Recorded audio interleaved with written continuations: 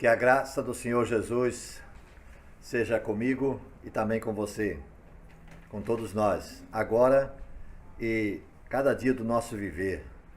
E quando estivermos com Cristo na glória, então será permanentemente a comunhão com Ele. Hoje eu quero destacar o texto de Apocalipse 3, que fala a respeito da carta escrita à igreja em Sardes. Capítulo 3, versículo 3 diz: Lembre-se, portanto, do que você recebeu e ouviu. Lembre-se do que você recebeu e ouviu. Obedeça e arrependa-se. Mas, se você não estiver atento, virei como ladrão e você não saberá a hora em que virei contra você. Essa é a quinta das 7 cartas de Cristo às igrejas da Ásia. Sardes. Igreja morta ou viva. Ao anjo da igreja em Sardes escreve: Essas coisas diz aquele que tem os 7 Espíritos de Deus e as 7 estrelas.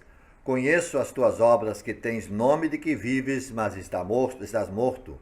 Sê vigilante e consolida o resto que estava para morrer, porque não tenho achado íntegras as tuas obras na presença do meu Deus.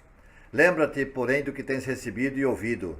Guarda-o e arrepende-te, porquanto, se não vigiares, virei como ladrão, e não conhecerás de modo algum a que hora virei contra ti. Tens, contudo, em Sardes, umas poucas pessoas que não contaminaram suas vestiduras e andarão de branco junto comigo, pois são dignas.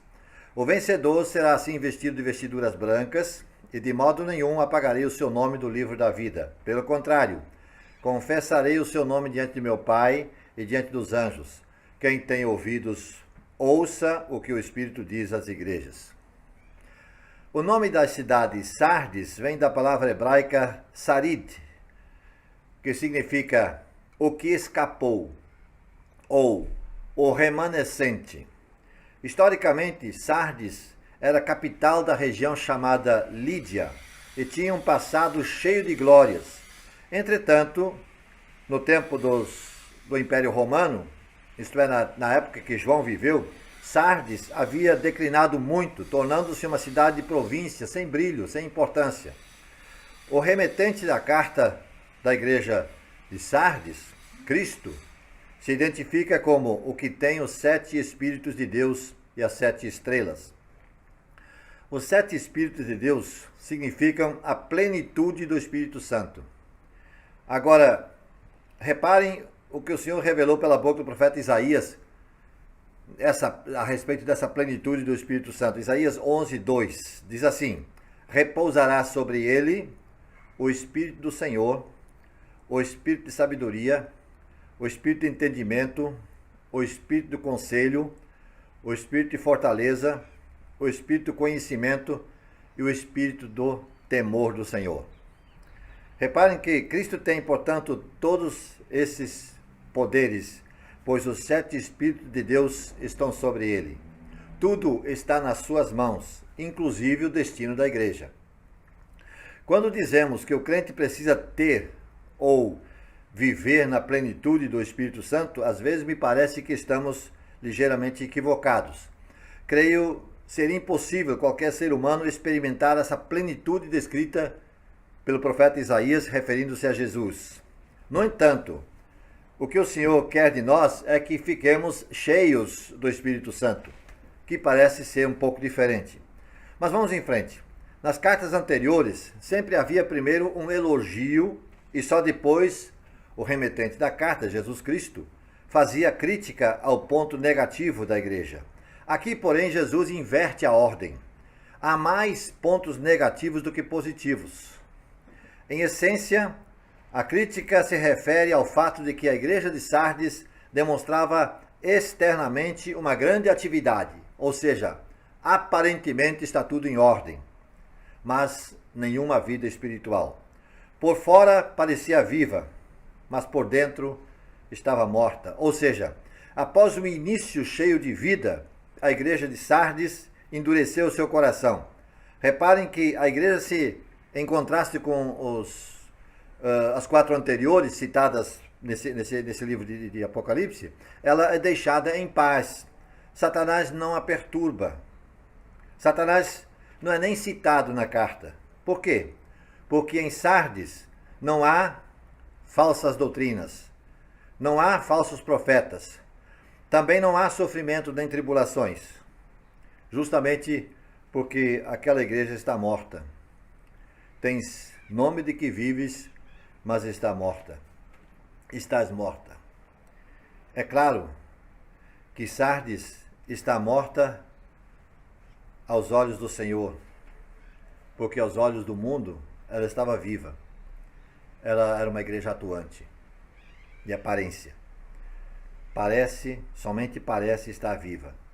Ou seja, parece estar tudo em ordem, mas falta algo.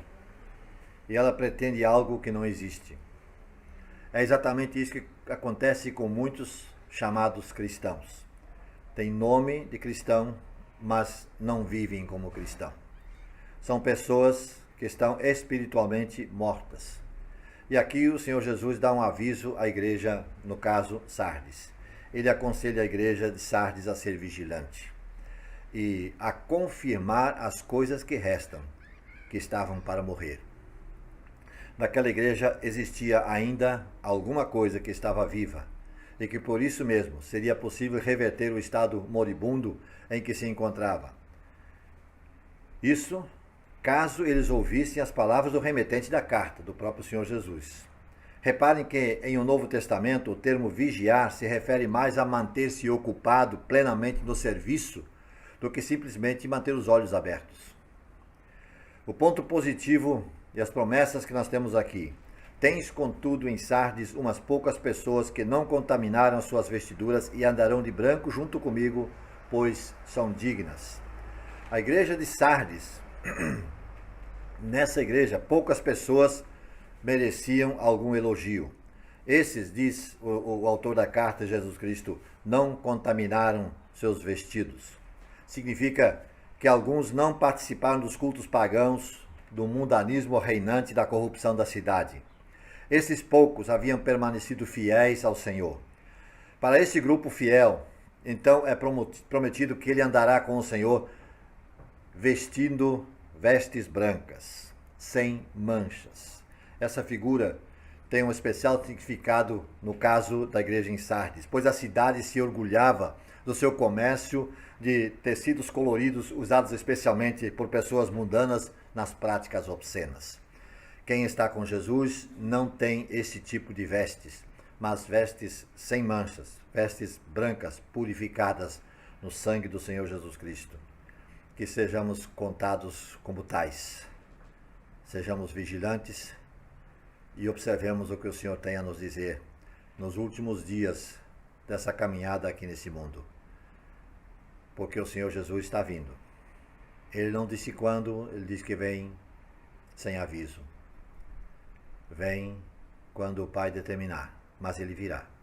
E importa que nós estejamos preparados. É esse o alerta à igreja de Sardes, que vale para mim e para você. Que Deus nos desperte, Deus nos abençoe. E que o nome de Deus seja honrado e glorificado através do nosso viver. Amém e amém.